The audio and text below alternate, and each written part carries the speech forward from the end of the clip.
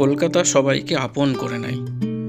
রমজানের এক সন্ধ্যায় আমরা যখন ঐতিহ্যবাহী কারমাইকেল হোস্টেল থেকে বেরিয়ে সরু গলি পেরিয়ে কলেজ স্কোয়ারের চক্কর কেটে পার হচ্ছি, তখন শহর মায়াবী আলোয় ডুবেছে।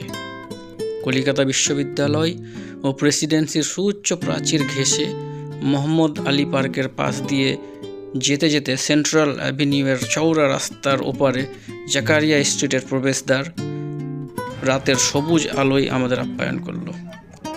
জাকারিয়া স্ট্রিটের রমজান মার্কেটের দিকে পা বাড়াতেই মন্দিরের ঘণ্টা ধ্বনি শুনতে পেলাম।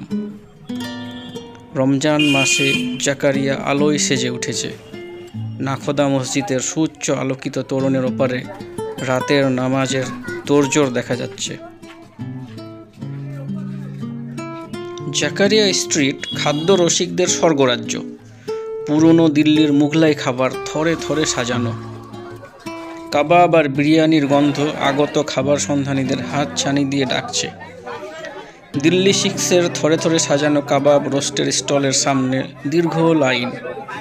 ধর্ম বর্ণ নির্বিশেষে সেই লাইনে খাদ্য রসিকদের ভিড়।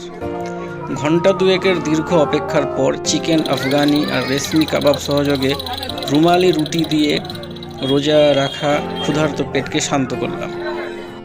সারাদিনে নেতিয়ে পড়া স্বাদকোরকগুলি পুরনো দিল্লির খাবারের স্বাদ পেয়ে উজ্জীবিত হলো। আমাদের মতো হাজার হাজার খাদ্য রসিক রমজানের এই সন্ধ্যায় জাকারিয়া স্ট্রিটে উপস্থিত হয়েছে নিজেদের রসনা তৃপ্ত করার জন্য। কেউ বা শুধু ঘুরে ঘুরে দেখছে, কেউ ব্লগ বানাচ্ছে।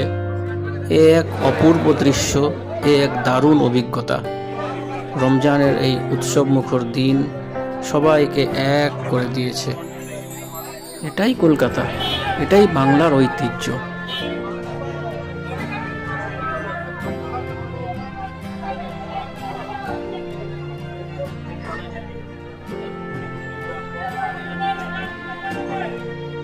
ট্রেনের সময় ঘনিয়ে আসছিল। আমার ছাত্র আরাফাত ও তার বন্ধুর সাথে কাটানো এই কোলাহলপূর্ণ সন্ধ্যা মোবাইল ক্যামেরায় স্মরণীয় করে রাখলাম। ফিরে যেতে হবে আবার সেই একঘেয়েমি জীবনে। 10-4-এর একঘেয়েমি জীবন কাটানোর কিছুটা রসদ আজকে নিয়ে যাচ্ছি।